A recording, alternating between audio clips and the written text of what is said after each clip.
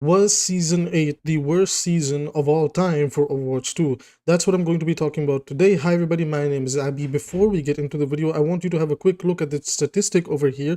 Look at this. Oh my god, more than half of you are coming back to watch the videos, but you're not subscribed. Guys, if you're enjoying the content and you enjoy my voice and you enjoy anything about this channel, then hit the subscribe button. It's a free way to support the channel and keep up with the videos, and it helps me with the YouTube algorithm. So it's like a win-win, and if you don't, well, it's okay. You're still gonna come back and watch the videos, hopefully, and I hope to continue to entertain you for the foreseeable future, whether I whine about something in Overwatch or whether I praise something or whether it's some gameplay, whether it's a guide. It doesn't matter. This is an Overwatch everything channel, and that's how it's going to be going forward. Anyways, now with that out of the way, let's talk about Season 8. So what went wrong? What have we learned in order to avoid the problems that we ran into in Season 8? So I will say that Season 8 has probably felt like the most lively season in Overwatch 2.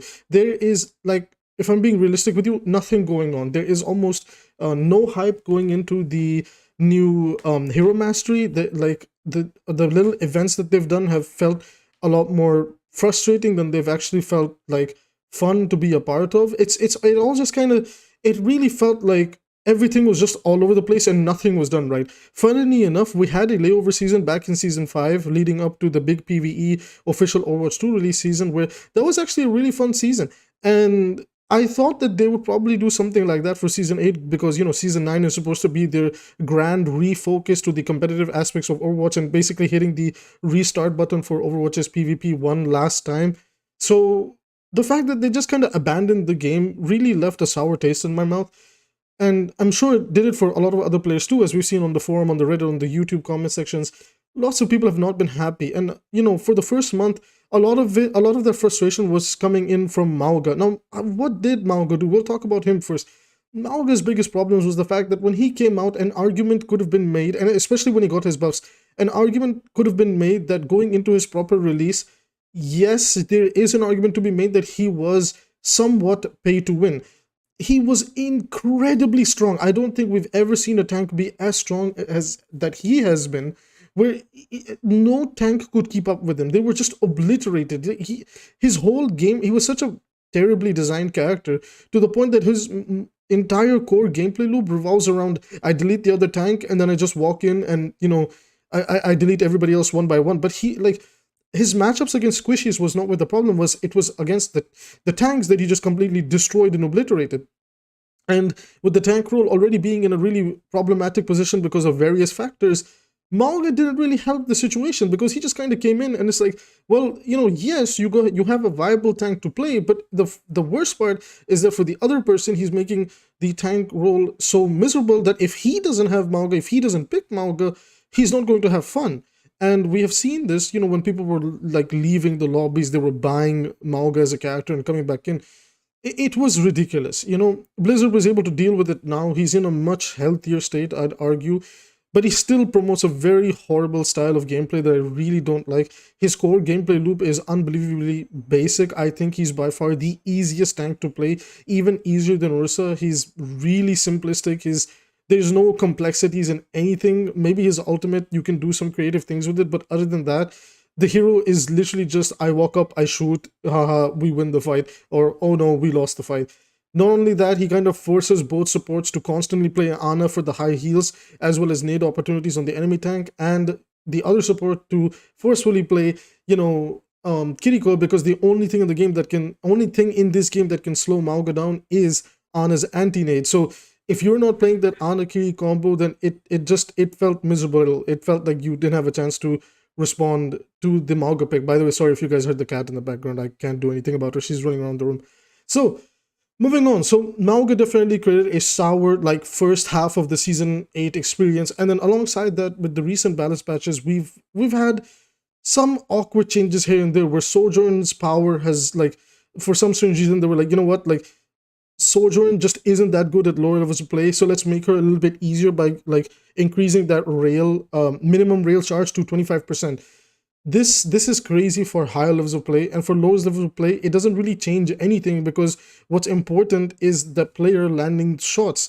And newsflash, Blizzard, making changes like this is horrible because it doesn't actually help the low elo players by in any way, shape, or form in being able to land their shots, and neither should we ever try to do something like that. And if anything, it actually made Sojourn even stronger at the higher levels of play, excuse me.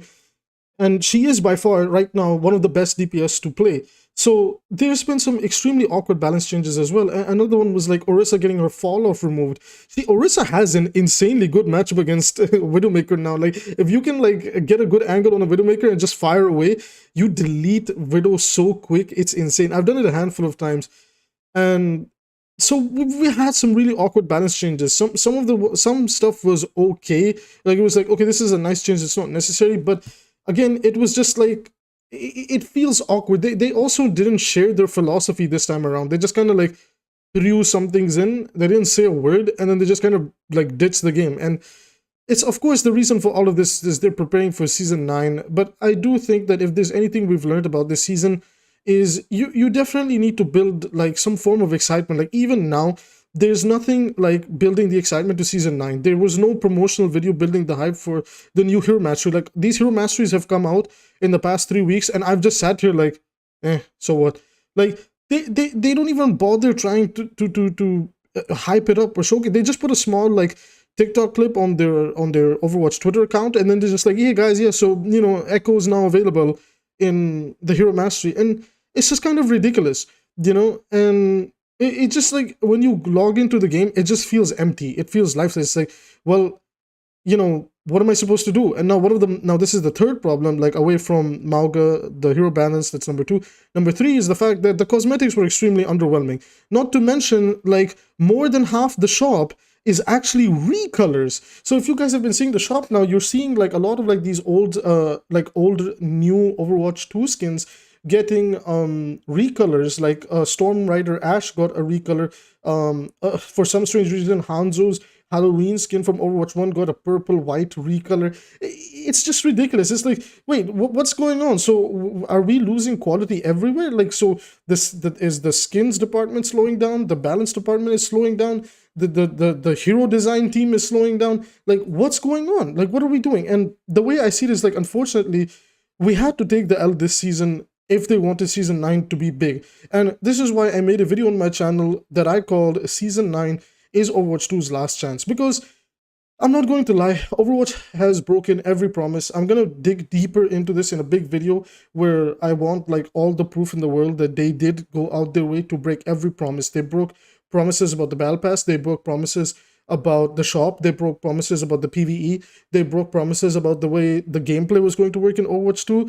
They tried to gaslight the community like 2-3 separate times about counter swapping, and then they like a few weeks later were like, oh, you know what, wait, counter swapping is crucial to the game. We never said counter swapping was never going to be there's so many things that they definitely lied about. Now, a lot of this is like, people say that, well, this was because of Bobby Kotick, and okay, you know what, like season 9 is their first proper like introduction into the Bobby Kotick-less world of Overwatch, and they have everything to prove right now, right?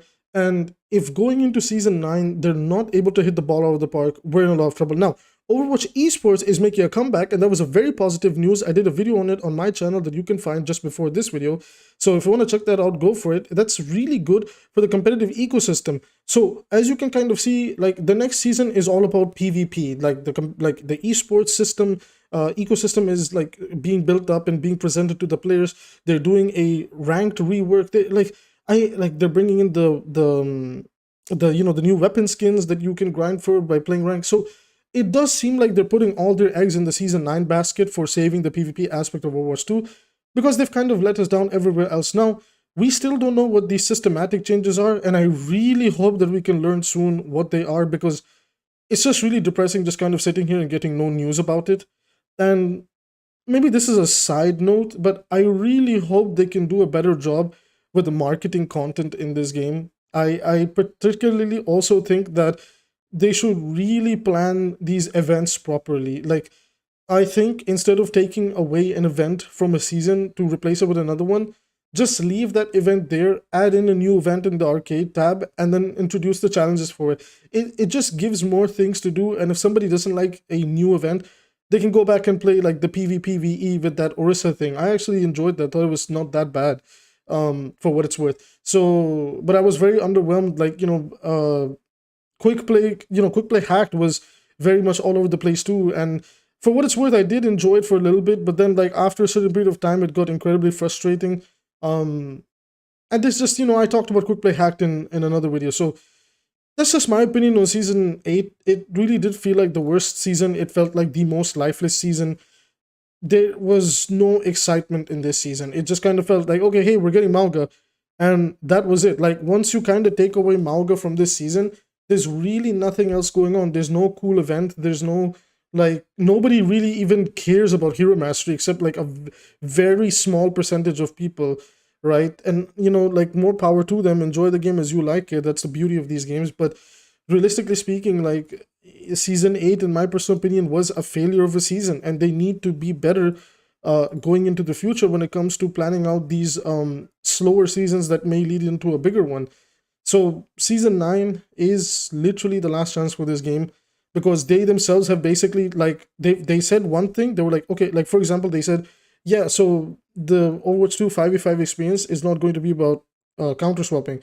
It's not going to be a thing because people just play their mains. Turns out people actually don't just want to play their mains. They want to win the damn game, and they're going to swap off to other characters. Okay, then Blizzard comes out and says, yeah, okay, sorry, we were like, we never said that. We never said that, counter swapping is a thing. We just said it wasn't as crucial. But guess what? It's a core part of it now. That's what they came out and said in the dev blog. And then they were like, yeah, so, Overwatch 2 has this PvE. And then, like, just as we were getting to the PvE season, they were like, yeah, so, we can't actually deliver the PvE, so we're just going to go back on it, and we will deliver, like, this slowed down version of the PvE. And they gave us the PvE, and then they just completely, like, we've not heard about the future of PvE since. Like, it's just been forgotten about. It's gone, And for what it's worth, like, I still can't believe we don't have archives. There's so much that this Team 4, has gone back on that they really cannot mess up Season 9. And for what it's worth, I'm hoping for the best for Season 9, because if it doesn't hit the ball out of the park, Overwatch 2 is in a lot of trouble. Like, this is literally like their final hope that, okay, if we can make the PvP experience as good as possible with all these systematic changes, blah, blah, blah, whatever they said, then people might recommit to the game and actually, like, commit to playing it and all this type of stuff. Right now, Battle Pass was also really underwhelming. Hopefully the Battle Pass next season is much better for the people that like grinding out and collecting skins. I like doing that, and I just thought this season was horrible. Even in terms of the shop skins, I thought that a lot of the shop skins were just boring. They didn't really have that much personality besides, like, maybe 3 of them, or 2 of them actually. So that's my hopes going into Season 9 is please do not make the same mistakes that Season 8 did, and for what it's worth, let's never ever have a season like, like Season 8 again. Anyways, everybody, that's going to be it for this video. If you enjoy the content, you want more Overwatch content, then please hit the subscribe button. And, I will see you guys in the next video.